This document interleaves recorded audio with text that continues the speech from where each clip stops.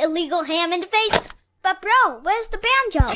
Some Cleveland sports shows try to give you hot takes, but only one can give you a big old piece of hot ham.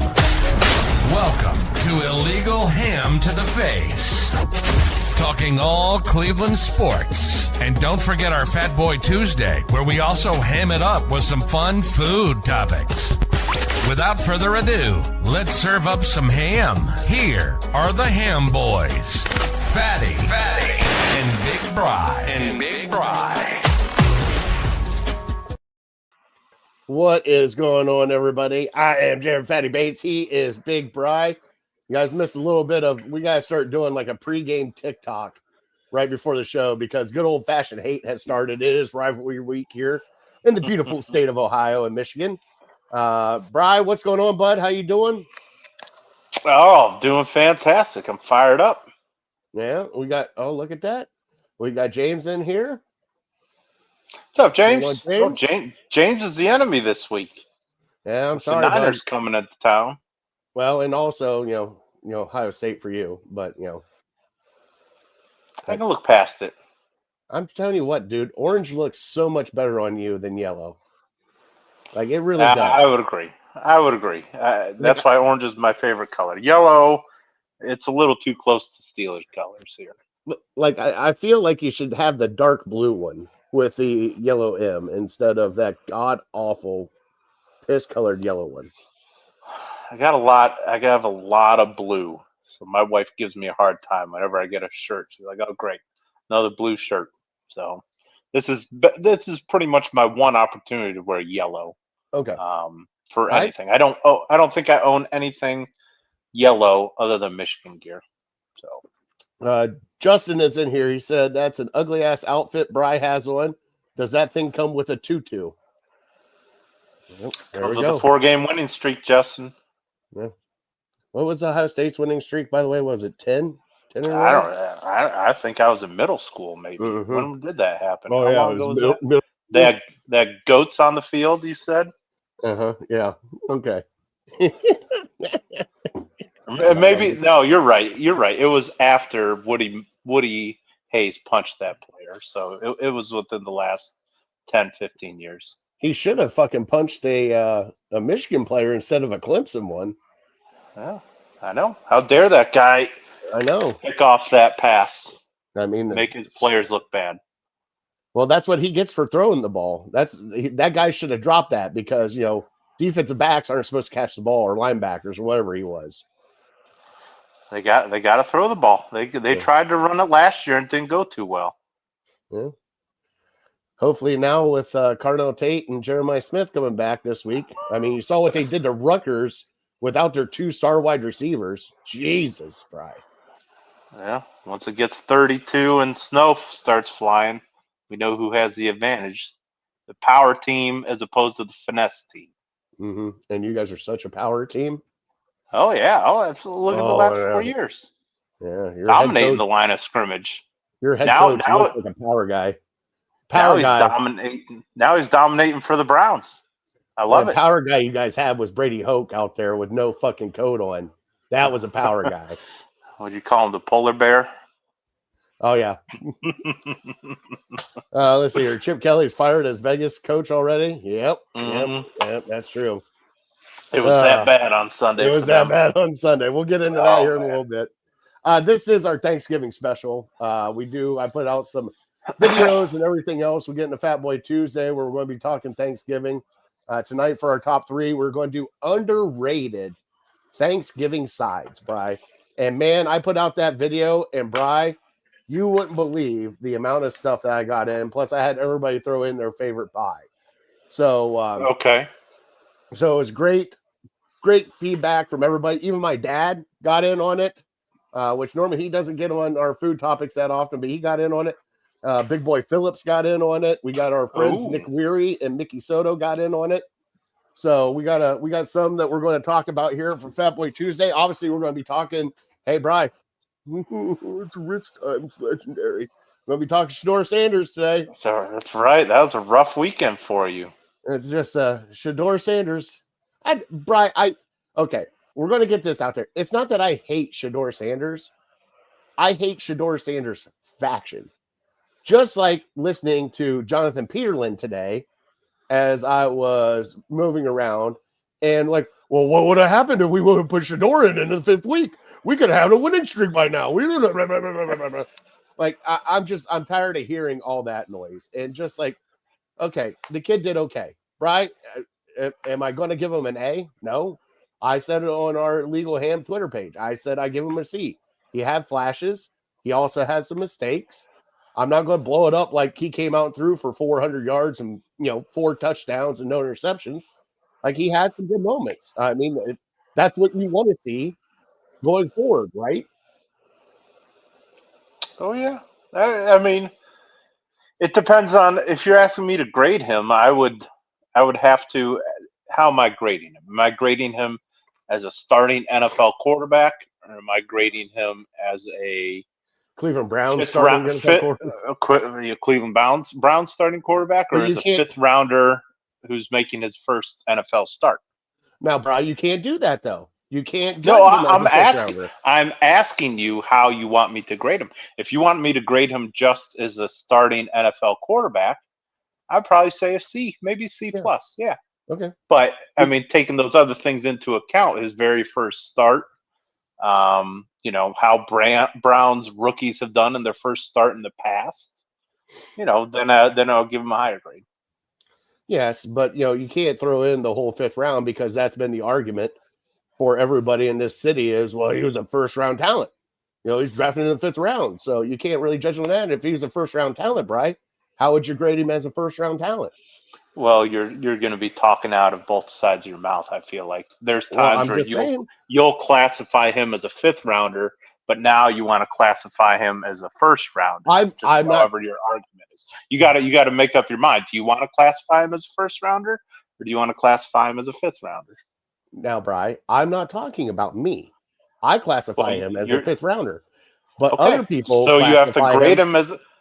No, I'm not talking about other people. I don't care about other people. I'm asking about you, a 5th rounder, making his first start, winning on the road.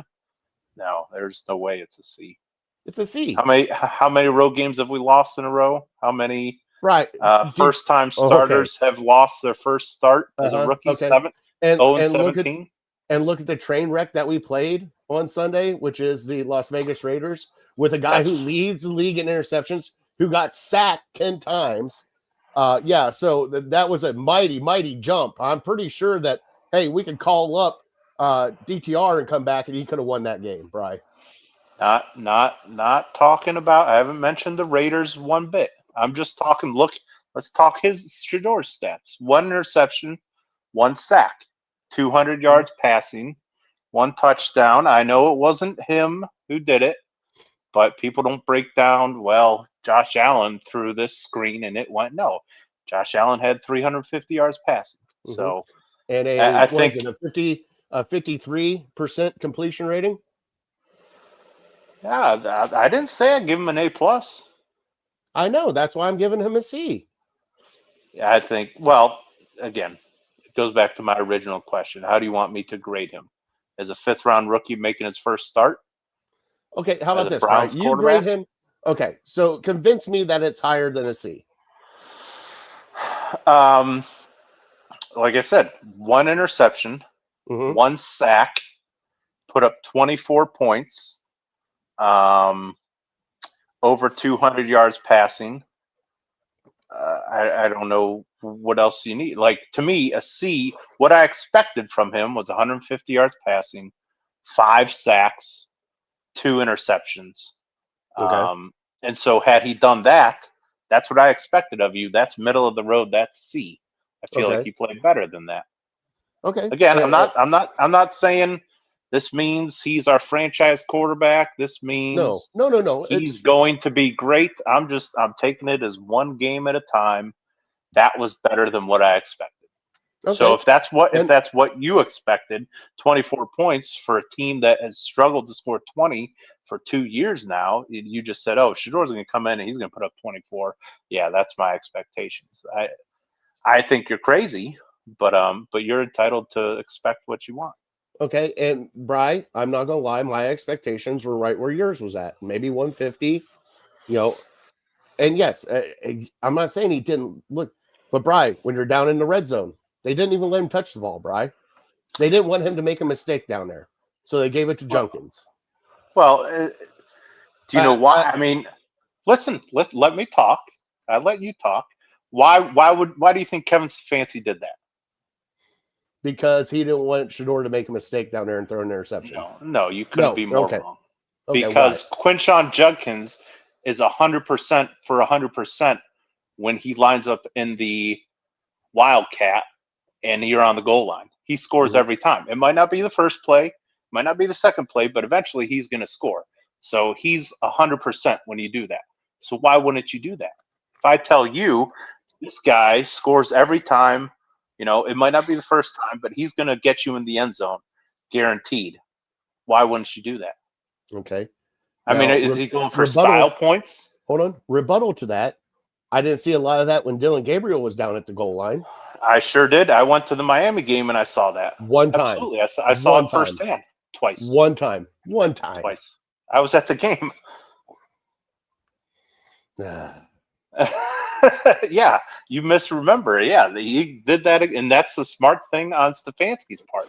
I'm not trying to make Shador look great and get 3 touchdowns. I just want to get a touchdown. I don't care how it happens. This guy has proven Quinshon Judkins in the Wildcat. Nobody can stop him.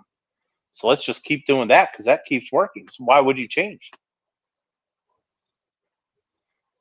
You got me. Right. I agree. You got me. I agree. That was a smart decision. Now everyone's gonna, if they hate Shador Sanders, you had to get him off the field because he was just gonna screw it up. No, not really. Nobody's proven that they can stop the Wildcat. So just keep trotting it out. Do it this week until they stop it. Do it next week till they stop it. I don't see why you would. Now I agree, it's not the most conventional way of doing things, but it's proven it works. Why go away from something that works? All right. This is good. I like this back and forth. Well, I can feel the Ohio State, Michigan, the Shador hate versus. I don't think I'm a Shador lover by any means. I'm in the middle. So I'm just trying to, there's going to be times to crap on him. He's going to have terrible games. I think for me, the Brian, Ravens game wasn't great. I think for me, and yes, social media does have a play in this, and I get what you're saying with social media and how everybody is, but also, hearing it on the radios and stuff like that, it's just, I get so upset at the faction of Shador Sanders than Shador Sanders. Like, Brian, God, I want him to be good. Guess what? Because if that's the case, then guess what we're drafting next year? Wide receivers and offensive linemen. We don't have to worry about a quarterback. None of that. God, let it happen. Let it happen. But I still have my skepticism about Shador Sanders. There was a reason that he was drafted in the 5th round. That all the teams passed on him for 4 rounds, and he got drafted by the Browns in the 5th round. There's also reasons why they did not put him out there before what they had to. I mean, they could have put Bailey Zappi out there. Boy, the fan base would have loved that if they would have put Bailey Zappi out there as a starter on Sunday. God, can you see this place burn down to the ground? But I think my thing is I have all these people, national people, local people. You got Cam Newton saying all this crap. You got, Kendrick Perkins saying all this crap that you're hearing. It's like, is it a race thing? Because that's what it's starting to feel like. Like you guys are upset because the black quarterback isn't playing right now because the white coach has got it out for him, which is not the case. Because if you look at it, they've even come out. Stefanski's been in his ear after practice trying to help get this kid along. And it's just, I'm just tired of hearing like all the noise around this. Why couldn't we just get a 5th round quarterback from Utah named Joe Smith that had no noise around him? But no, we're Cleveland. We got to bring the noise. We got to bring in people like Baker Mayfield and Johnny Manziel and all this crap because we got to be relevant because we suck so bad. We got to sell tickets. Okay. Now I feel better. I'm good now. Okay. Well, I was going to say that's more of a you problem. Mm-hmm. I mean, you're not going to like me say it, but like you're reacting to other people reacting to Shador Sanders. Like if you can just have tunnel vision on Sundays from 1 to 4 and just But it's hard to judge have that him. tunnel vision, Brian, I understand. because and, it's coming from everywhere.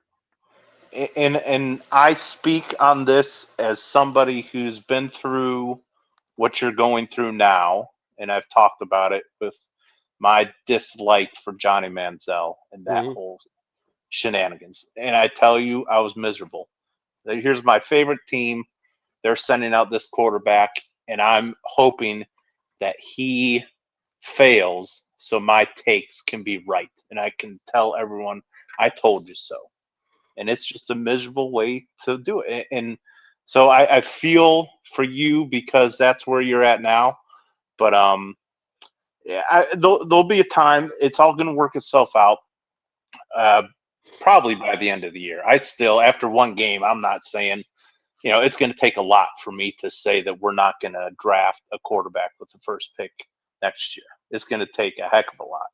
Now, scenario might happen to where there's nobody available, and you're like, well, I think as much as Browns fans don't want to hear it, some Browns fans could be looking at Shedeur Sanders and Deshaun Watson being your two quarterbacks fighting it out next week or next year in training camp. It's very possible. I mean, Mary Kay Cabot, who knows a lot more than you do, who knows a lot more than I do, she claims Deshaun Watson's coming back next year.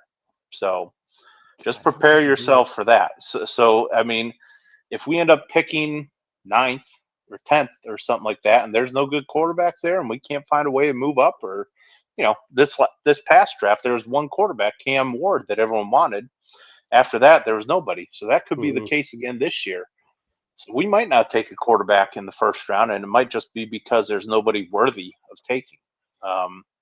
So yeah, we could, but I'm trying to tell you that stuff will all play out in the long run. Whether Shedeur is good, whether he's bad, and he just kind of moves on.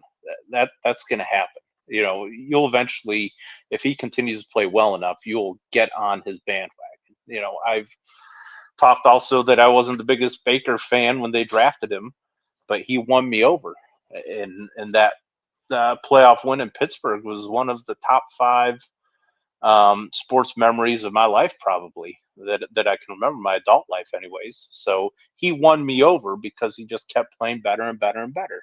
And we know how that ends, but yeah, it's just try to focus on the football. I know it's hard because he's lightning rod. Everybody's going to give their takes on Shedeur Sanders because his dad was that way. His dad is the most flamboyant, most notorious athlete maybe of our lifetime, and just how he acted. And there's things that Shedeur says that I don't love either. We've kind of been conditioned that we want our quarterbacks to be like presidential types, like a Tom Brady, like a Peyton Manning, and guys that just get up by the podium and they just kind of do coach speak, and that's not him. He's saying, I'm who they're looking for, or that I did that in 1 week. Imagine what I can do with a whole off season. Like, he's saying this stuff after one stinking okay to pretty good performance. And so, I don't love that either, but I'm just going to give him time. Like I said, it's going to work itself out. I still expect him to, maybe win a game or two and probably look pretty bad in a game or two other than that. So he's got to prove me wrong. But as for now, I'm enjoying the ride. That was a fun game to watch on Sunday. I know it was against a terrible team. But just like I said last week, the bar is set so low that just somebody that throws the ball down the field gets me excited. Well, and that's the one thing I do have to admit, because we got Brian in here too. Said what a horrible color shirt, Brian. OH. They're just coming. But Brian, I God, this, and it doesn't pay me to say this, but watching Shedeur play last week, because I'm going to get grief for this one, Brian, it put me over the Dylan Gabriel experiment. I'm done with the 5-yard outs. I'm done with the screenplays. It was nice to see, like you said, the ball being thrown down the field. There are some plays that he missed out there that he could have got. I mean, the deep pass to Isaiah Bond reminded me of the days of, what was it, Travis Benjamin getting that one deep pass from. So it was nice seeing some plays like that, and you need those chunk plays. But also, it was nice seeing our offensive line actually play a great game. Even though I'm still not a fan of Jack Conklin, I was surprised that he didn't get a hangnail and sit out this game because he's so injury prone. But it was nice seeing the offensive line actually do 10 times better. I mean, Brian, this is probably the best offensive line play that we've seen all year was on Sunday. And I greatly, admit that because they haven't been playing like that all year. And Brian, the last thing, my God, our defense. I mean, Brian, defensive line just ate. Graham got a sack. I love that big boy coming through. Myles Garrett got 3 more sacks. Ended up 10 total on the day. And you stopped them from doing pretty much anything. You stopped Genty. You stopped Bowers. Yeah, they got a couple of chunk plays on some passing yards. But other than that, you pretty much did what you wanted to with the Las Vegas Raiders offense. Yeah, and that's the thing that unfortunately will probably get lost. Maybe not as time goes on, but for sure this week with the Sanders hype, it's just how dominating of a performance that was defensively. And yeah, it's probably some of it has to do with how bad their offensive line is and banged up and just don't have many playmakers outside of the couple guys that you mentioned. But regardless, we still have to go out there and we still have to give effort, and it was just dominating. And that's why you saw such a conservative game plan in the second half. Like Kevin Stefanski knew that their offense, as long as we don't blow it on, by turning the ball over or on special teams, they just can't put up enough points on our defense to win this game. So that's why he goes and he punts on the 29-yard line. Just crazy stuff like that because he knows, yeah, whatever. It doesn't look good, but there's no chance they do anything with it. As a bettor, I was so pissed off at that, Brian, because I had the over in that game, and I lost the over by a point and a half. A point and a half, Brian. I hit everything else. I took the Browns money line. Yeah. I took Fanning Jr. over 30 yards, and I took the over, and it was 34, and it was 35 and a half was the line. I would have told you to take the under, but it was close. I didn't expect the Browns to score 24 points. That's for sure. But it was just, it was. I thought that's why I think Shedeur never mind. I'm not going to go back to Shedeur and the offense and how they play because other than Shedeur, there were great guys on offense making an impact. Dylan Sampson, my God, had a tremendous game. I'd dare to say I would call him our offensive MVP. If you ask me who was our offensive MVP, I'd give it to Dylan Sampson. He had a couple runs that were really nice. Of course, the screen pass that he just turned on the Jets, and he's kind of been a forgotten weapon for our offense because we just can't get him the ball in space. Now, is that because Junkins got hurt? Because Junkins tried to come back out. No, because he did. He was only down for maybe a few plays. He came back out. But no, I mean that's the type of player Dylan Sampson is. Junkins is your between the tackles bruiser, and then think of Junkins as like Kareem Hunt, and Sampson is like Alvin Kamara. I mean, they're just kind of a yin and a yang. So that's what he does well. But yeah, it was fun to watch. I struggle because I want to talk about how great the defense is, but I keep wanting to come back to the offense. And, no, go ahead. I mean, that's why we have the show. I mean, Brian, and it has a lot to do with Shedeur Sanders, but it doesn't always have to do with him playing great.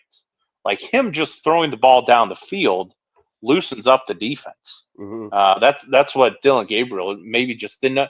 I think Dylan Gabriel, he understood it, but I think he was just so robotic and so let me do what Coach Stefanski tells me to do and take what the defense has given me and don't put the ball in harm's way by throwing it downfield. So he just gets that mentality like I need to please my coach and he tells me to just throw it here or throw it there or throw it away.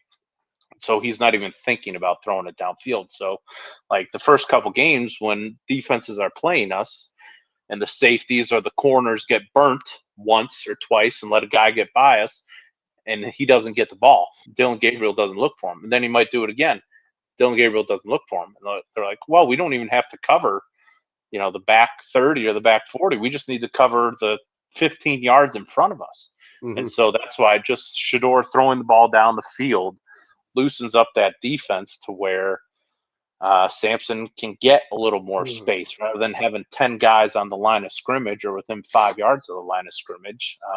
They're having to play back a little bit. So, I mean, it's crazy that, it's something that every quarterback can do, throw the ball down the field, but some guys just choose not to, and they get the tunnel vision of, I have to throw it to these short routes rather than looking at the whole field, and that's what Shedeur does. And, it could be a downfall for him too, because there was a time where Schmidt, how far was that field goal he hit? 50 something.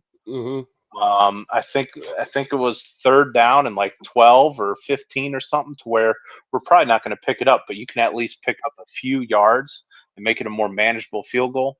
And Shedeur just throws the ball down the field looking for a 35-yard pass. And like, that's where he needs to get smarter to say, okay, probably not I don't need to go for the gusto here.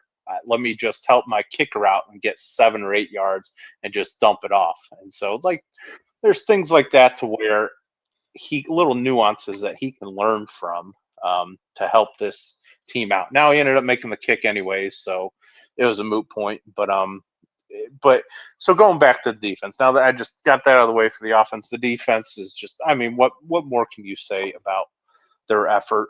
They even had Smart on Jim Schwartz. I noticed Denzel Ward covering Brock Bowers a lot. And so, like, even though it's a corner on a tight end, he's their number one weapon in the passing game. So it makes sense to have our number one cover guy on him. And so he was making plays left and right. The defensive line, doing their thing. Schlesinger, another great game.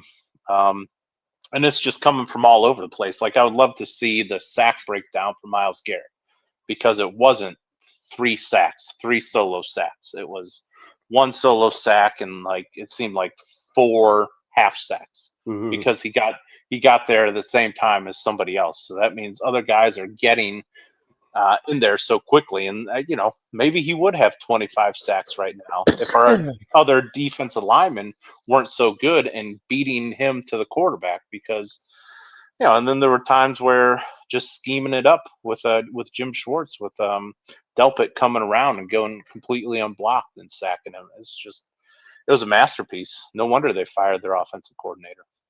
Yeah, and it looked like at the beginning of the game, they really did hone in on Myles Garrett and try to, like, slow him down, chip block and then double team him. But then, dude, everybody else on the offensive line or defensive line just ate. I mean, it was everybody else. So it was nice seeing Chris and Jocelyn, by the way, were out at the game at Legion Stadium. They had a blast out there in Vegas. Got some food pics from them. They ran into Schmitty's aunt and was talking to her out in Vegas. Cool. So they had a great time out there.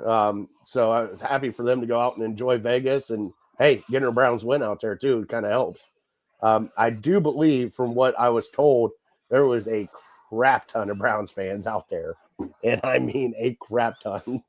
Like, that's awesome. Crazy. Bro. Now, Brian, before we get into the 49ers and everything else coming up, we did forget the trivia at the start of the show because we just kind of hopped right into it and just started getting it.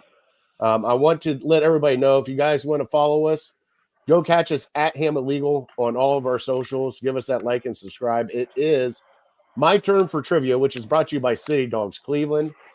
Please go help out a City Dog from City Dogs Cleveland. If you cannot adopt, please donate, volunteer. Do whatever you can to help out a City Dog. Let me play the sounder, Brian. I got a great trivia for you coming back. NFL trivia, by the way. Nice. Okay.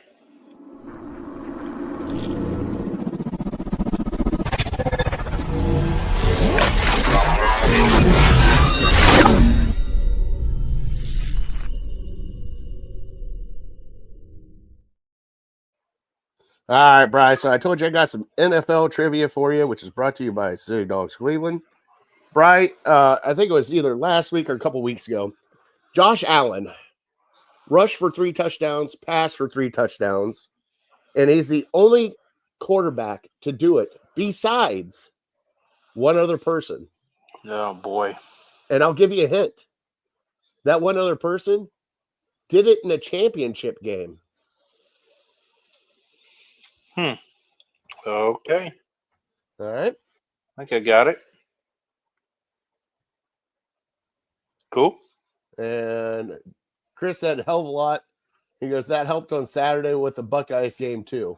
Except he didn't put game. He X'd out Michigan. We have the game this week. Let's go. Bucks beat Michigan.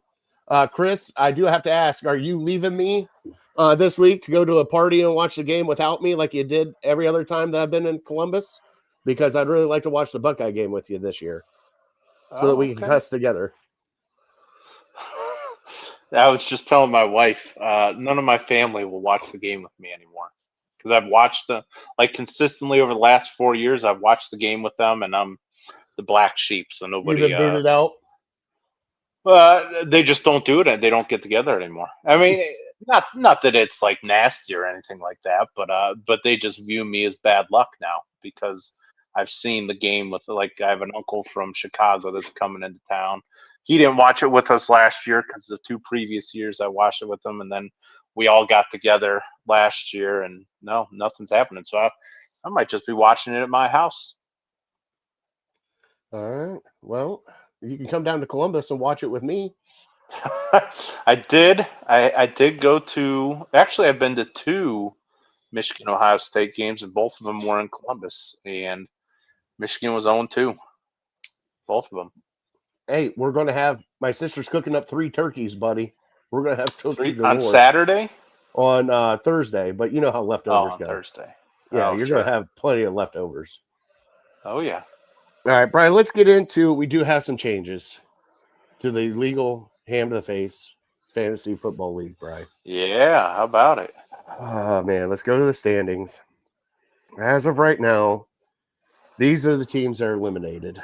Dog Pound is eliminated. Bills Mafia is eliminated. Team Big Meat is eliminated. Your Name Sucks is eliminated. And Runner kicked my ass. And Waddle That Smith and Jigbutt is out. They switched it up. They're doing 2 turkeys and a ham. Hell yes. That works too. Okay. So as of right now, Portage County Prostitutes finally lost the game, Bri. Yep. Who'd they lose to? Lauren, I think. That a girl, Lauren. All right. So Portage County Prostitutes at 11-1. Runner at 9-3. Always next year 8-4. Big Bri 8-4. Golden Showers on Mayflowers 8-4. 7-5 is Harold Q, and Lauren is trying to sneak into the playoffs at 5-7. All right. Last week's scoreboard is this. God, I got my ass kicked. Runner 153-78. Honky Cat beat the Portage County Prostitutes 200-116. Harold Kill beat up on Bills Mafia 129-50. Always next year beat Your Name Sucks 183-76. Here's a close one. Team Big Meat beat Dog Pound 98-83. And Golden Showers on Mayflowers beat Big Bri 170-149. Whatever we got to do. Yeah. We got to get Phillips from getting that championship belt. All right. He won't. He ain't getting nothing. All right. I'm just saying. First half team. Just saying. All right, Bryce. So we got the 49ers coming in to Cleveland. We are a 5.5-point underdog, which I think is hilarious. All right, where are you I'm here. All right. I'm here. I was just showing Big Boy Phillips what he's missing. What he's going to miss out on again. I forgot I brought it down. You look like Owen Hart with that thing. That looks like an Intercontinental Championship belt. No, hopefully it ends a little better than Owen Hart. Eddie Guerrero, does that work? Yeah, out of all the people you could pick, I would appreciate somebody who didn't die tragically in front of everybody. Okay, Braun Strowman, does that feel better? No, I don't think so. Hulk. Well, Hulk no, Hogan. Yeah, Hulk Okay. Hogan. I'll take Hulk Hogan. He was a legend. All right, so we got the 49ers coming up. Their defense is hot garbage. They lost their 2 outside edges. Fred Warner's out for the year. They can be exposed on the defense, but the one thing they got on offense is the jigsaw puzzle that is Christian McCaffrey. So they got McCaffrey, they got Kittle, and they got Jennings on the outside, and then Brock Purdy. Hey, guess what? Brock Purdy threw 3 interceptions, bud.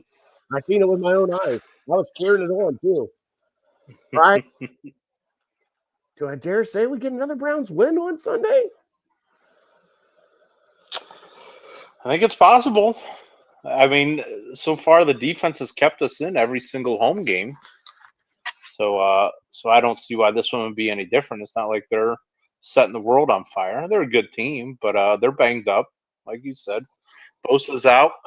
Fred Warner's out. I thought I saw, maybe James can tell us otherwise, but I thought I saw heading into last week, Bosa was still there leading the team on sacks on the year, and he has like 3. Yeah. So that means they're not getting to the quarterback a whole lot. But yeah, like you said, McCaffrey is still a special talent. And I mean, really, it's going to be a joy if you're like a big football purist, like watching how Carson Schlesinger matches up with Christian McCaffrey. Yeah, you probably watch that matchup every single play and just, that'll tell you who's going to win the game. So that's going to be fun to watch. I mean, as we're watching it, you're going to watch the whole field, but like going back and just really zoning in on that matchup could be really cool to watch. Because Schlesinger is going to have his work cut out for him, but so far he's been up to the test every single week. James said he's second in sacks. Yeah. So somebody must have passed him this past week, yesterday. All right, so here we go. We got Brian said, can we get a wrist up from Jared if 12 beats the 49ers this week? I don't know if you're getting a wrist up. You might be getting something else down. What if Michigan wins and Shedeur wins? Brian, that's a punishment. You know what would happen, Brian? If Michigan wins and Shedeur wins, Brian, guess what? Illegal hand to the face will be permanently canceled for the rest of time. And, you can catch us never again because, by the way, I did not bring this up to you, and I will here in a second after I get through the comments. Let's see here. Justin said, speaking of hot garbage, Brian needs to add that shirt and hat to the fire. Here's a great question. If we win with Sanders this weekend, how much of a hot seat is Stefanski on? That's a great question. If we win, how much of a hot seat is he on? Yes, like does the flame dampen because we win this week? Does it? Does it get cooler? Does the hot seat get cooler on Stefanski? Mm-hmm. I would think absolutely.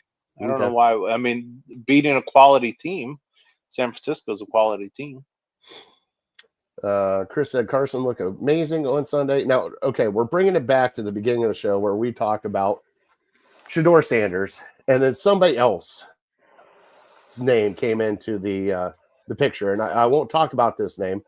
I'm surprised he actually flew with the team out to Las Vegas, but I do know they have great massage parlors out there, so I understand why he wanted to go this time instead of any other time. Drink. But drink hold on, I'll drink for that one too. Was that a massage joke? Mm-hmm. Brian, I was not a fan.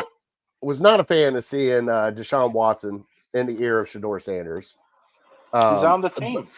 Brian, I don't know why people get so upset about it. I don't give a shit if he's on the team. I want him nowhere near this team.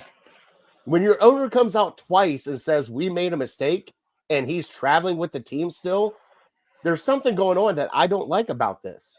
And I don't want to see Deshaun Watson out on a football field ever again in a Cleveland Browns uniform.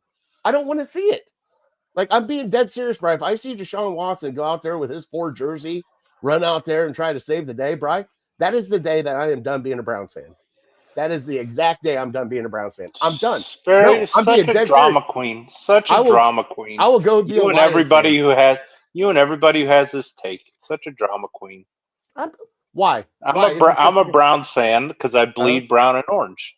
Okay. Nothing they do can make me stop being a Browns fan. Okay. I mean, certainly Nothing they not can do. somebody who is playing well, or I mean, this season is just a mess. You expect the worst. I get that. I just don't want to see Deshaun Watson on this team anymore. You're all up in Ever. your feelings. He's just a No. player. I don't give a shit if he's just a player or not. He was supposed to be the savior that we traded for. He was supposed to So be was- that guy. So was Baker Mayfield. So was Tim Couch. So was Johnny Manziel. Okay, Tim So Couch. was Brandon Whedon. You can't even say they were supposed to be the saviors. They're all first Don't round even- quarterbacks. don't They're all even first start round that shit. quarterbacks. Okay, That's your Brandon savior. Whedon doesn't. Brandon Whedon was 38 years old when he came to the league. I don't Brady want to hear that shit. Quinn. Brady He was the Quinn. Do savior. you know how I feel about Brady Quinn? Brady Quinn can just fucking roll Hater. off a cliff. You're a hater. Just roll Just off a 'cause- cliff. Just because he's from Columbus and he went to Notre Dame, you're a hater. God, I hate Brady Quinn. I am. I'll admit that one. I hate Brady Quinn. I'll admit it. I hate Brady Quinn. You might Alright. be a little jealous of his ravishing good looks too. I don't know. Well, hey, I'm glad he got good looks and he got duped into the Browns to draft him in the first round. Thank God that happened. Remember that story? What a story that was. Him and his little was it Bernie Kosar jersey? Mm-hmm. Shout out Bernie. Released from the hospital today. See, there's something that on this rivalry week we can come together on. Oh my God, here they all come in. I said Sean Watson one time, and he's like, "Oh, I love number 4 mentoring number 12." You can't even say Who his said damn that? name. Who said that? Oh, Brian said that. Brian Oh, said good. that. Good. Good. I'm glad he's mentoring them too. You know, especially out there in Vegas It with the worked. Bunny Ranch and everything. For 1 week it worked. Yep. No, that's Yep. legal. Is it? I'm still thinks he's on sanctions, Bri. Still think he's on sanctions. I don't think he's allowed to visit those places per the NFL. Just envision Sue L. Robinson like riding the taxi with him, making sure he's going straight to the football game. Yeah. While he's asking her for a massage on the way. Who was the other guy? Peter C. Riley or something? There was another guy too. Gosh, terrible Here we memories. go. Here we go. Who else is going to mentor him? I don't know. Maybe the quarterback that we traded away to the Bengals. I don't know. Like Jesus. God. He said he doesn't want to be a mentor. Hey, He stated that. all right, we're getting back on track, Bri, because I'm not going down this wormhole. We still have Fat This Boy is fun. Tuesday. What are you talking about? This is fun. This is Oh, nobody cares about Fat Boy Tuesday. I care Side about di- Fat Boy Tuesday. Side dishes for the 5th straight year. We do this every year. This is We fun. do side dishes every year. God, you're just busting my chops now. You're just trying to put flame on the here. Just put gas on the fire, Bri. Go ahead, put gas on the fire. Mashed potatoes are great. Mac and cheese is great. All right, we covered it. Uh-huh. Sorry. Awesome. I enjoy when I get in this shirt. I enjoy playing the villain. Yeah, because that's what you are right now. Speaking of Flacco, Browns won more games since that trade. Still, it looked Yeah, isn't that's correct, right? yeah, but the thing is, it was really Well- nice watching Flacco throw for 400 yards. It was fun. I agree. That's why I said it was fun last year. Even though we're only a 3-win team, we had Jameis Winston. Look what he did this past Saturday or this past Sunday. Yeah, He's fun. Oh, Some yeah. quarterbacks don't win, but they're fun to watch. yeah. That's what I Jameis- think Shador could be. You think okay? Are you comparing Shador to Jameis Winston? Is that what we're doing here? I told you last week. I think Shador's ceiling is Jameis Winston. Let's That's not his forget ceiling? Let's not forget Jameis Winston in Tampa Bay was a hell of a quarterback. Hold 5,000 on. yards. Was that also the time that he led the league in touchdowns and interceptions? Right. Was that the time that we're talking about? Yep. Okay. Absolutely. They made Okay. the playoffs. But he led the team, or led the NFL in touchdowns, and the only NFL quarterback in NFL history to throw as many touchdowns as he did interceptions. That's the ceiling for Shador Sanders. God, I am so glad you said that. I can't wait to sign up for that, Bri. And by the way, he'd probably be better than any quarterback we've had since Bernie Kosar. That's Jameis true. Winston. Yeah, hold on. So Hold on. Now or back then? back then Okay. when Jameis Back then, Jameis okay. is throwing 30 touchdowns and 5,000 yards, that would be the best quarterback since Bernie Kosar. Let's see here. Yeah, 5,000 yards with 500 interceptions could be exaggerating a little bit. No. I seen it. I seen it with my own eyes. I was at Play those Madden games. enough. Hot take: mashed potatoes is an overrated side. Oh God, here we go. That's a hot take. That is a hot take. I don't know if I believe it, but yeah, but I some don't- people don't like potatoes. Yeah, and I get that. All right, so Bri, all right, so likely outcomes this Sunday against the 49ers. Yeah, like I said, I think the defense keeps us in it. It is a home And game, and we play it is pretty a good home game. defense at home. We play really good at home, and I expect that place to be rocking because all the hype that goes into Shador. Yes, there are plenty of people who don't like Shador, but there's going to be plenty of people who like him, and those are the people that are going to be going to the game and buying up the tickets. So people are going to be very excited. So do you think it will be a sellout because it's a holiday weekend and Shador is starting? I have no idea. It's supposed to get cold as well. So that plays into it, as always, in Cleveland. Being a holiday weekend, a lot of people probably traveling on Sunday, so I wouldn't go that far. And Okay. honestly, I don't even know. I don't pay attention to what games are sellouts. Like, I assume the opener was a sellout, but other than that, how many games were really sellouts? That is true. I'm checking I don't ticket know. prices right now. I would assume they're higher than $7. They are. As of right now, the lowest price is in section 515 for $33. Yeah, it's about right for a late November game, holiday weekend. Yeah. Maybe, especially, well, for a normal 3-8 team, it'd probably be a lot lower. But like I said, there's some excitement. Yeah.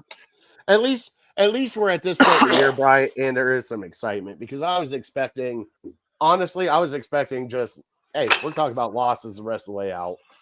At Right. least we got something to kind of keep us interested until the end of the season. Then we go through the quarterback class that everybody thought was going to be the best quarterback class ever. And boy, they're looking great right now. Nussmeier, Arch. Yeah, I'm glad that happened. Shador would be third string at Glenville. I'm loving this guy. Raul, thank you for tuning in. Nah, that's a hater. Bad weather. Cold is an outdoor stadium in our favor. It is in our favor because we are playing San Fran. Oh, we've heard that before, though. Yeah, I know. With the Saints we got and 32-26 Brownies. God, Justin is expecting an offensive onslaught. 32 points. Wow. Holy shit. I bet you, Brian, I'm not going to lie. I bet you 20. I'm going to go 28 of those. Actually, probably all 32 are going to be all defense. There's going to be 2 safeties in there. It's a lot of hate. I A know. lot of hate. You and Raul. I know. Give I'm him sorry. a chance. I'm going to give him a chance. I'm excited to watch him I on done Sunday, so. Brian. I don't. You're excited to see him fail, like you told us last week. Brian, I told you that if he succeeds, I'm going to be happy. You want to know why? He just succeeded last week. That was not a succession, Brian. That was 24 points and a 14-point win. What more do you want from your quarterback? Did he score all 24 points? No. The offense did. Did he? Oh, so now if somebody else scores it from the 1 yard line, that doesn't count as his touchdown. Brian, I'm going to hate. I'm going to hate. You're grasping. You are grasping. I'll give you that. Let's see here. Now I'm portrayed as a Shador lover. Oh my God, When you're all over him. I don't think he's You're our out there. franchise quarterback. I still want him to draft a quarterback in the first round next year. You're like the dad I'm from gonna Little give him a Giants chance. with him. You're like I'm the gonna give him dad a from chance. Little Giants with him. Like, I rub his hamstrings and goat's milk at night makes him strong. Like, that's where you're at right now. I told you from the beginning of the season, there's going to come a time where we are so grateful that we have Shador Sanders, because otherwise it's a death march with Kenny Pickett and Dylan Gabriel, and how I couldn't be less interested in a game if you tell me Dylan Gabriel and Kenny Pickett are quarterbacks. Couldn't be less interested. So thank you for this distraction. I was going to say Deshaun, Shador Sanders, because at least we can have this spirited conversation. If it was Dylan Gabriel, it would be me looking at you, you looking at me, and be like, I'm miserable. I don't even want to watch the game. And you'd be like, yeah, I agree. Hey, we did that for 2 weeks. I didn't even want to talk about the Browns for 2 weeks. Right. It's like, I don't even know if I'm going to watch the game against the Ravens. Like, why do I want to watch that? As everybody else thought the same thing. That's why tickets are so cheap. Give me a score for this week. What are you predicting the score wise for this week? Oh yeah. Okay. I'll be optimistic, and I'll say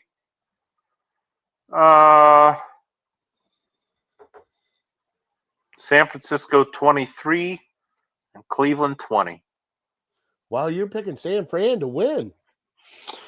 Yeah, I mean, as much as impressed as I was with Shador, again, it was the Raiders. So, put it together 2 weeks in a row.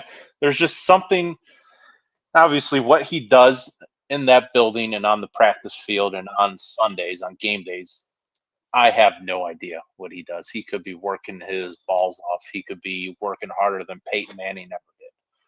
But when I hear him talk, he just seems like this is easy. Johnny. Yeah, this is easy. I'm doing great. I can't believe how great I'm doing. I'm only going to get better. And this is only going to get easier for me. And I'm like, at some point, you're going to have a rude awakening. And so I don't think it's this week. I don't think he looks terrible this week, but who knows? So I think that a decent effort from him, though. I think he has an okay game. Well, you and I are kind of on the same page with 20 points. But Bri, different teams. I'm going to go Browns 28, and I'm going to go San Fran 20. Do you really believe that? Like, sometimes you do this thing where you set expectations really high, and that way, when we fall short of those expectations, you can kill them. Like, remember last year, you set expectations for the Browns AFC Championship game. A 3-1 team, your expectations were them going to the AFC Championship game. Like, you're setting the bar so high, that way you can crush them when they don't get there. Yeah, that's what I'm planning on doing. I don't know. Like 28 points? You think Shador Sanders is that good that he's going to get us? Oh, I didn't say Shador Sanders. I watched the game where Brock Purdy throwing 3 interceptions. And if he does that against this Cleveland defense at home, Bri, you're going to get short fields. I think Junkins gets 2 touchdowns. Shador gets 1 passing touchdown. We're going to keep on the track of Shador 1 passing touchdown. And Bri, I expect another defensive touchdown. I do. I think this defense has finally got a spark in them because of Shador Sanders. And the fact that, you heard it from Myles Garrett in the press conference. God damn, Bri, you heard it from Myles Garrett. It's like, he threw that ball up. I didn't know where it was going. Then it was perfectly in the basket to IB. Like, they're even seeing it. They're getting hyped for it. So I think this is going to be a hyped up team. And I really do, Bri. I think they're going to go out and win 28-20. I don't know if it's on your end or my end, but you're very did you do something different? No, I haven't done anything different. Okay. You're very muffled. So yeah, it could be on my end. No. I can still understand what you're saying, but I didn't know if it was coming across. As long as it's okay going out. Yeah, let us know in the comments if you're hearing everybody all right. Because if we do, I could change it up. Good call. But no, Bri, I think that's what it is. I think we can win this game. I think we can steal one, get 2 in a row, and then go from there. Yeah, Oh, yeah, I here's agree. another one. Will the What's that? Niners trust Trent Williams to single on Myles Garrett? No. That's the thing. Like he's still a very good tackle, and Mhm. so you know, if there's somebody who's going to slow him down, Myles Garrett can't get 3 sacks a game. Like I feel like our expectations for him are so incredible because he's set the bar so high. But like he's not going to get 3 sacks every single game. So at a certain point, he's going to slow down. But yeah, maybe they give him a little bit of help because our other defense, that's something we haven't really talked about at all. Why is Myles Garrett having the success he's having this year, especially the last month? What can that be attributed to? A lot of people thought, well, we just need a spectacular pass rusher on the other side of him to take pressure off him. But like Tony Grossi was saying, you need somebody right next to him so they can't double and triple team him. So like, is Mason Graham, his emergence, like that helping out Myles Garrett a lot? And a name that we've rarely talked about this year who's having a tremendous year is Malik Collins. Um, those two defensive tackles, like just holding their own so Myles Garrett can tee off on the guy. I think that has a lot to do with it because,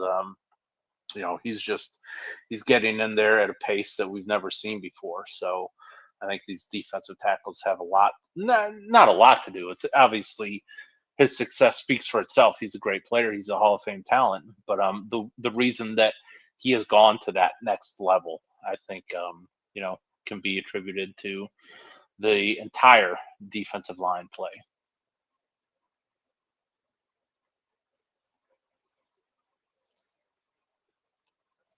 All right, there we go. They signed Alex Wright to an extension, a 3-year, $33 million, which I love because you're signing one of your own guys. He's great on the rush defense. He'll get in there from time to time with Myles Garrett, but he sets that edge on the other side to let Myles cook.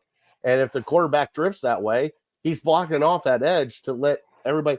But I agree with you, dude. I think that having Mason Graham right next to Myles Garrett has helped out a ton. And think about this, though. All this sacks that this guy has had, Bri, most of these games we've been playing from behind. They've been trying to run out the clock, everything else, and he's still getting sacks. Now, I'm going to ask you, I know we have a handful of games left. Do you think he's going to get the sack record? At this point, it would be a disappointment if he didn't. Because how many games do we have left? 6 or 7? Mm-hmm. So all he has to do is get 1 sack per game, and he beats it pretty easily. Now, some people are talking 25, 26 is his pace. Can he get to 30? I don't think it'll be like that. But yeah, for sure. I think but nobody's going to want to take the sack that sets the record. So quarterbacks are going to be trying to get rid of the ball, as much as they ever have to make sure that they're not the one who gets sacked by Myles Garrett. So that's going to hurt him. But him coming off that left side, the blind side of the quarterback, sometimes they won't even see him. And sometimes they're just going to be trying to maneuver in the pocket or get out of the pocket to start running, and he's just going to be there to trip them up. Right so there. yeah, I think he gets it. I don't think he can keep this pace up because it's unprecedented what he's done over the last month. But yeah, I think hopefully he gets. I would be happy with 25. I mean, I'd be happy with 23, but I think it'd be really cool if he got 25, and I think he can do it. Well, let's look at the games coming up. All right, so Brian, we got the 49ers this week, which I think he can definitely get a sack or 2 that week. Then we got the Tennessee Titans, and what a train wreck that is. I think he can have 8 sacks that week. All right. Should be playing with the lead, hopefully. Hey, then the Bears. Oh Caleb my God. Williams I would is illusion. He's an escape artist, but he will run into sacks trying to do that. He'll get out of a couple sacks, but he'll run into a couple. And then we got the Bills, Steelers, and Bengals, which the Bengals will probably be playing Joe Flacco. because I don't know why they would send Joe Burrow out like a bunch of dumbasses. Steelers, they just suck. So hopefully it's Mason Rudolph again, and maybe we can finally. Hey, Bri, I want you to hear something. I've seen a guy punched in the nuts and a guy spit on by cameras and everything else. Still haven't got the tape from the Myles Garrett Mason Rudolph thing. Man, it's crazy, isn't it? I don't know. Some Ghost must have stole that tape, and it's just hilarious that you hear these guys like Jamar Chase and whoever hit the guy in the nuts yesterday. Like they don't realize that they're on camera every second that they're on the field. Like, and they still deny. Like Jamar Chase, I didn't spit on him. No, I didn't spit on him. No, absolutely not. Like, you moron. We can see it from 5 different angles. Just come out and admit to it. You know, I don't know. I get so fed up with that stuff. Dude, I saw it in a college game, Bri. I saw it in a college game, and do you know which college game I'm talking about? No, I didn't see that. God, it was like Utah State. It was like one of the mid schools, but defensive end, you know, it's kind of harassing, just kind of like hand check the quarterback. Quarterback just walked up, just spit on him, and then ran away behind his offensive tackle while the guy is coming after him. And of course, the NCAA did nothing. There was no penalty, they showed it like 6 times of him spitting on this guy. And it's like, okay. But I'll tell you what, that punch to the nuts, Bri. Holy shit, he wound up on that one. And that was a direct hit. That was like sank his battleship. He sank more than his battleship. He deflated his arm floaties on that one. Holy cow. All right, Brian, let's get into Fat Boy Tuesday. We'll close out the show. All right, bud? I'm ready. You need to hit the head while I play the sounder? No, I'm good. Wow. Okay. All right. You're not going to ghost on me? I hope not. Can change.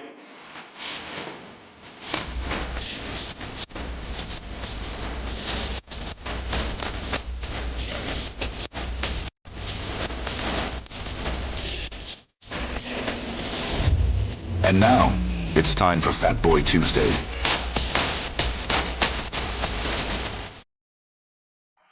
Now, there's a question I want to get to before we get to Fat Boy Tuesday. So Chris asked, who's going to chip? Little, not Christian.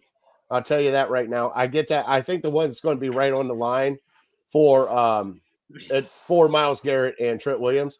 I bet you see a lot of George Kittle on top of Trent Williams. And I bet you see a lot of chips from Kittle on that side. I really do. I think expect Kittle to be on that side a lot during this game. So, okay. Yeah. He's a great blocking tight end, but I mean, we didn't talk about what Schwartz moving Myles Garrett around. You know, he was blitzing, he was going head to head with the center a couple times, and that was just a lot of fun to watch. And hopefully they do more of that this week, because otherwise he's going to get a steady diet of Trent Williams. So, I mean, just as a fan, you know, I don't want to say you get sick of him coming off the same edge all the time, but just seeing him move around and what he can do, it's just a lot of fun. More of that, honestly, please. If it was me and I was the defense, I would actually sit there and look at the offensive line, find the weakest point on that offensive line, and be like, Myles, you're lining up here. I know you're not a defensive tackle. You're lining up here every play. This is your best advantage point to get to the quarterback right here. And then let him feast on whatever guard, center, right tackle, whatever it is, wherever they line him up on top of the most advantageous spot for him to get after the quarterback. And yeah. I don't know why more teams don't do that, because I know it's easy to game plan for Myles Garrett when you know he's going to line up on the left side, your left tackle, and you just line up a guy. If you move him around the entire line, yeah, he might not be as effective as when he comes up, but you can't just shift around double teams that easily. But if your defensive line is that good, though, the way Mason Graham and everybody else played on that defensive line, they should be able to eat up for what Myles can't get. And I know Myles wants his legendary stats, and I get that. But man, I'll tell you what, if that happens, Brian, this might be one of the most elite defensive lines with Myles Garrett moving around that we've probably ever seen in the NFL. Well, and the exciting part for Browns fans, if we could ever get this offense figured out, is Mhm. they're all locked up. We got Mason Graham for 5 years. We got Myles Garrett for 5 more years. We got Alex Smith for 3 more years. We got So Tyson Campbell locked up for a long time. yeah, Denzel Ward, Delpit. Schlesinger, it's on a rookie deal. If they could ever get JOK back, Delpit, yeah, like this defense is good. They should hopefully be together. That's why we start talking about firing coaches, and it's like, yeah, okay, Stefanski, if he goes, I think we'll make do. But man, I don't want to lose Jim Schwartz. Just the way he's figured it. This defense seems to get better every year. All right, Brian, one more thing before we get into Fat Boy Tuesday. Do you really think Michigan's going to win on Saturday? Be honest with me. I know you hate the head coach. I know you hate the head coach. I know you hate I don't quarterback. hate him. I don't think he was the right guy for the job. Okay. I think I think Michigan was at a point when he took over, they could have gotten any coach. Now the sanctions, actually Matt, your boss, was talking to me like, well, he's just there until these sanctions run out, whatever they're having, and then they'll get a real coach in there. He's just like, the guy taking the bullet for the sanctions because they can't lure in a great candidate. But as far as the game Saturday, I don't know. I certainly felt a lot worse about it, and I go back to last year. I felt worse about the game last year, and they ended up winning. Now they're at home, and they have a much, much better quarterback. I think, if you ask me, I think the key to the game would be Michigan has a freak of an athlete at quarterback who hasn't run the ball a whole lot this year. So if they unleash him and let him run the ball, he's not a great passer right now because he's 18, 19 years old. If they let him run the ball, I think that could be the equalizer because Ohio State is a more talented team. That's why they're favored by a touchdown and a field goal. But yeah, if they can find a way to have him run, I watched it for so many years with JT Barrett and with Braxton Miller and with Terrell Pryor. When it's 3rd and 8 and your quarterback picks up 15 yards with his legs, that's a backbreaker. So if they can find a way to do that, yeah, I think that's their way to a victory, to have him run the ball effectively. Or a special 4th and 2 by JT Barrett. Yeah. And he got 1.5, and somehow they gave him a first down. Amazing. I just like the way, and I'm going to come from the Ohio State side. I just love the way the Ohio State defense has been playing this year, dude. They've been playing like Brian. They got 3 guys projected to go in the first round. With Downs, with the linebacker and cornerback, they got 3 guys projected to go in the first round. Patricia, who I gave crap about Patricia for the longest time, and then I'm telling you what, sleep on this. Hartline as the offensive coordinator, I think that's changed some things in Ohio State. Now, I know they don't have the elite offensive running backs that they need, but they got a trifecta that kind of changes the game a little bit. But, Brian, when you got Jeremiah Smith and Carnell Tate, and if they come back this game, I mean, you got 2 – let's put it this way. You got a wide receiver that should be drafted number 1 next year, not this year coming up, next year. And you got one that's projected to go to Cleveland Browns at 6 right now, and Carnell Tate. No, not you won't go in the top 10. Maybe their second pick. Have you checked the mock drafts lately? Well, I don't care about the mock drafts. Some mock drafts have Arvell Reese going number 1 overall. How the hell is an off-the-ball linebacker going to go number 1 overall? Off-the-ball linebackers don't go in the top 5 ever. They're comparing him to Abdul Carter. The guy who has half a sack this year. But hey, Bry, he played off the ball. So here's what you can answer for me, because I don't watch Ohio State as much as you do. Mm-hmm. Is he an edge or is he a linebacker? Is he Myles Garrett or is he Schlesinger? Well, what's he going to play in the NFL? If he's going to be an edge, then I think edges have a potential to go number 1. Bry, but if he's an off-the-ball linebacker, no. Bry, he is going to be perfect in the 3-4. with that outside linebacker like TJ Watt. So he'll be a TJ Watt. He'll be a TJ Watt. He'll be, at the time when Jerome Baker was drafted, Jerome Baker, you know what I'm saying? Like he's going to be that outside guy that's got speed, but he's also got strength. He's not, big enough to play NFL linebacker in a 4-3, but he's quick enough to play an outside linebacker in a 3-4. Okay, so he's a defensive end / 3-4 outside linebacker. Yeah. Because okay. Well, like I said, I don't watch enough Ohio State. I thought he was like your middle linebacker, and some people are saying he could go first overall, and I'm like, middle linebackers don't go first overall. No, the middle linebacker is Zero. God, I can't think of his name right now. Styles, is it? Styles. Yeah, he's a senior, or not Styles. I don't think it's Styles. Something close to that. Yes. Chris will hop in here. He'll know what the name is. But he's the middle linebacker. He's the one in charge of everything. All right, Brian, we have prolonged it long enough. Brian, I want to wish you a happy Thanksgiving, my friend, coming up on Thursday. Same. I want to wish everybody safe travels for Thanksgiving. It's one time of the year that we love talking food because guess what? The best smorgasbord is Christmas and Thanksgiving and the holidays. And Bri, I'm telling you what, smorgasbords are going to have some fun. We did get some comments. I did ask for the most underrated side for the 5th time now in 5 years of us doing this show. I can't wait. But Bri, I do have to ask you, like, what's the one thing you're looking forward to for Thanksgiving? Like, I know you got a huge family. I know people are coming in. Sunny Styles. Chris wrote it down right here. Sunny Styles. Yeah, Styles. That's what I would say. Sunny Styles. Like, whether it be food-wise, family-wise, what are you looking forward to for Thanksgiving coming up on Thursday? Oh, yeah. It's just, spending time with family is the main thing. We get so big and people get so busy with kids and stuff and in-laws that, we don't get together as often as we used to.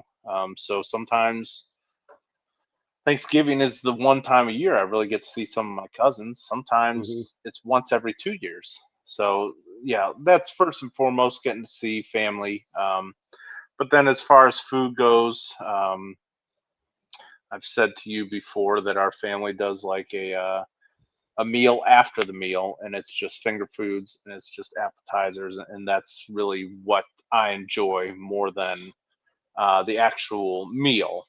But going on Thursday afternoon, we have our big meal down at my wife's family's, and so that's when we get the traditional Thanksgiving dinner at 1:00 on Thursday. And gosh, I don't even know. It's all, I need a bigger plate every year because I try to get a little bit of everything from the corn pudding, mashed potatoes. Sometimes there's multiple mashed potatoes. You got to get a little bit of this one, get a little bit of that one. Now my wife's family, corn pudding, absolutely. Corn pudding? Corn pudding? Oh yeah, you never had corn pudding? No, what the hell is corn pudding? Oh man, I can't even explain. It's corn pudding. It's like cornbread, but it's more liquidy. It's more of the consistency of pudding, but it's not like, you think of pudding and corn together. That kind of sounds gross. Cream style corn? Is that what you're trying to tell me here? Yeah, but it's a little thicker than that. Okay. Somewhere between like cream corn and cornbread, I guess. Okay, you're going to have to take a picture and send it to me. I will. Yeah, okay. There's usually a couple of them. But yeah, that's a nice thing. Going to my wife's house or my wife's family's celebration. It's so big, there might be 60 or 80 people there that there's usually multiple dishes. Usually multiple dishes of one dish. So like you'll have 2 mac and cheeses. You'll have 2. They do also cheesy potatoes. There's 2 cheesy potatoes, so I can get a little bit of this one, a little bit of that one, and then I can go back for seconds and get the one that I like better. So that's kind of what has been nice ever since I started going down there is the variety. And they do ham. they do turkey, so you get a little bit of that. Like I'll get honestly at least 10 different things on my plate. Okay. Figure out what I want best, and then go back for seconds. So that. Okay, so Chris said City Barbecue is a popular option to get cornbread pudding. Okay, so all right, I have my City okay. Barbecue. Okay, for me, Thanksgiving is like my sister's Super Bowl. She loves it. She loves having a family. I'm being dead serious. That's the one thing she looks forward to. She loves it. She loves having family in, especially at her house.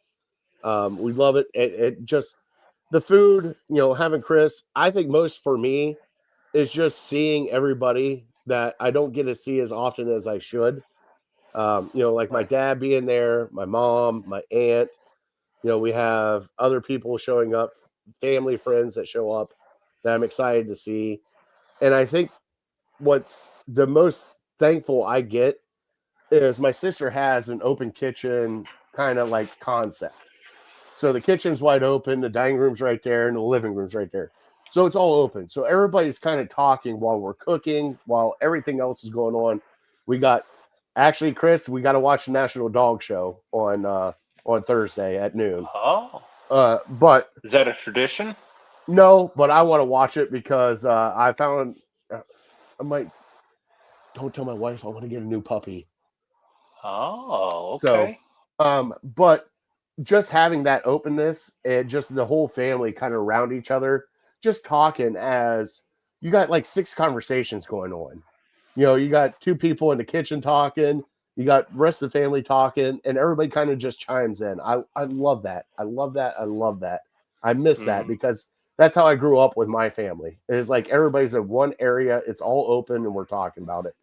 The other thing is, man, my sister puts on a good spread. God, she does. She does.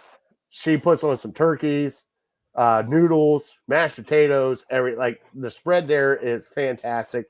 And then she always asks me special. She goes, "What do you want special on the side?" I'm like, "I don't want anything special. But if you're going to make something special, maybe this." But Brian, I'm like you. First time through, I just get a little bit of everything, let everybody eat, do their grazing, and then that's when I go in for the second round. I go in for the second round for the stuff that I like, and that's when it's game over at that point in time. I'm getting enough food that I'm going to be in a coma for 3 hours. God bless America. Right? All right, Brian. So we'll get through this. You want to do our top 3 and then close out the show? Yeah, sure. All right, let's do our top 3. Close out the show. I still have trivia, which is brought to you by City Dogs Cleveland. So here's our top 3.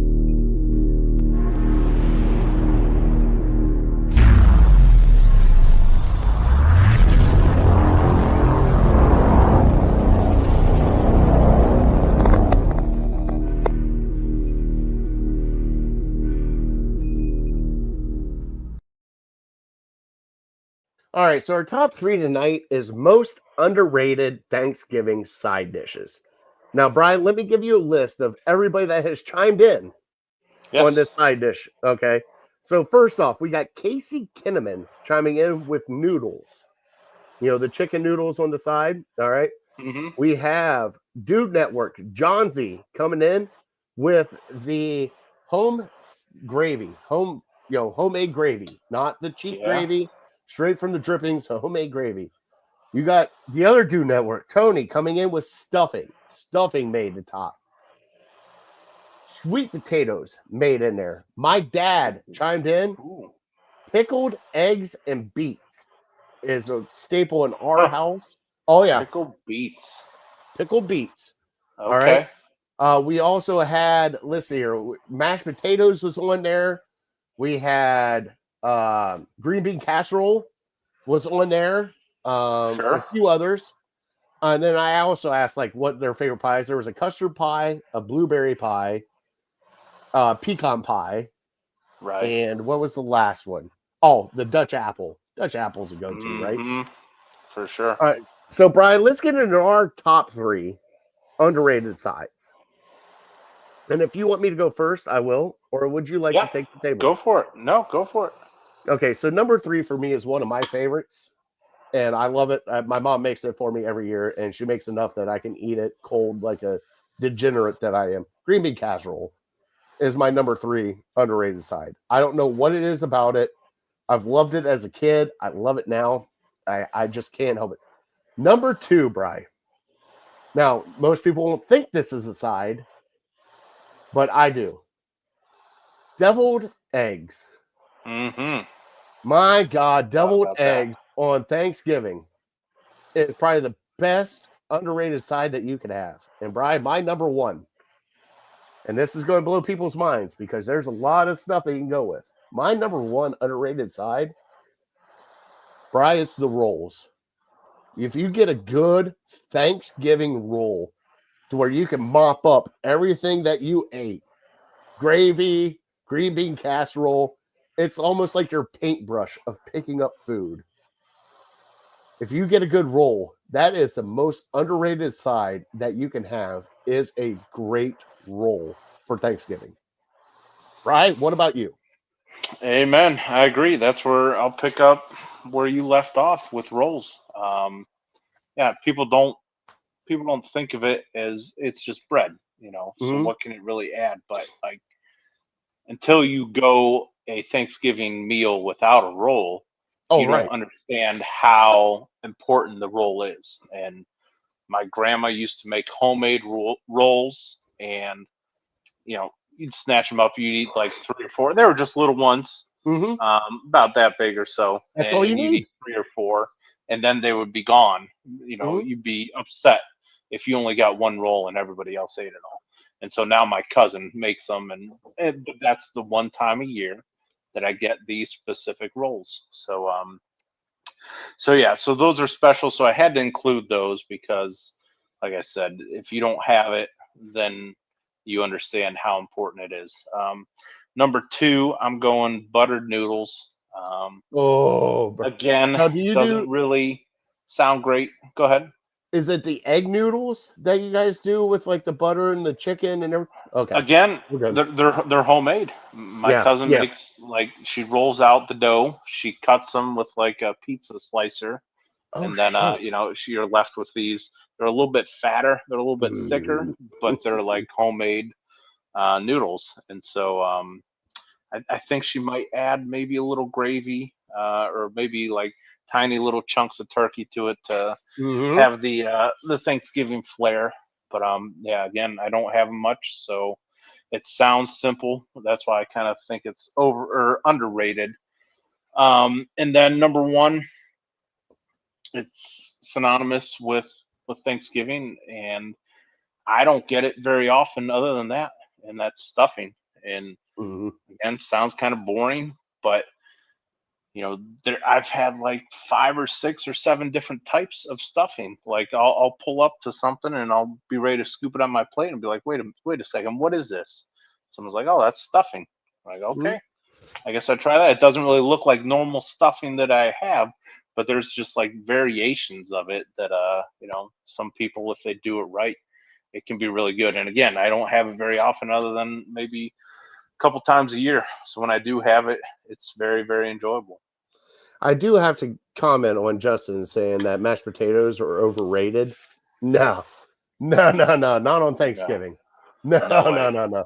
Like if you had the perfect mashed potato, that I mean, when I think mashed potatoes, I think Thanksgiving. Like if you have a Thanksgiving For sure. without mashed potatoes, you're a monster. Like I'm being I dead agree. serious. I I agree. I don't know how you could do turkey without mashed potatoes. now okay. So, Bri, are you talking like stovetop stuffing or like actual like real stuffing that people made? All of it. All of the above. I'll take the stovetop. I'll take like the homemade stuff that you're not sure what's in it. Yeah, I enjoy it all. Now, my favorite stuffing that I have found, and it is at Aldi's, Bri. And I Okay. want everybody the cornbread stuffing from Aldi's. Really? Dude. Oh yeah. Oh yeah. It hits different, dude. Cornbread stuffing. Mm-mm-mm-mm-mm. Okay, I'll look for that. All right. Chris chimed in here, said roll adds a bit of sweetness to mop up all the savory from the entire Right. meal. Perfect. Hmm. And then, yeah, they got a whole bunch of eggs. I know they have a whole bunch of eggs. My mom's So, Brian, you've never had pickled eggs and beets? I've had pickled eggs a time or two. Never had pickled beets. Probably my bad. I should Okay. try it. I just Well, that's haven't all in had one beets. jar. I mean, that's Oh, I got my you. mom makes it like one of those giant pickle jars, Mhm. and it's a whole bunch of hard-boiled eggs and a whole bunch of like the whole beets that are about this size, and you just scoop them out, and you have a pickled egg and beet on the side. All it is I like it. sugar. Yeah, it's all it is sugar and vinegar to add into the pickled beets. So I'm excited for that. Also, Brian, dare I say the desserts are awesome Oh, at Thanksgiving uh, too, right? that could Pumpkin be rolls, a pumpkin whole pie. whole nother discussion for next week. It's going to be a whole next discussion for next week because I'm going to ask you, what's your favorite thing to put Cool Whip on?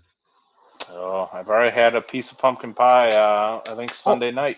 Celebrated the Browns It's win. not even Thanksgiving. Oh, we kind of celebrated it with my wife's brother at his house, Okay. and my brother-in-law on Friday.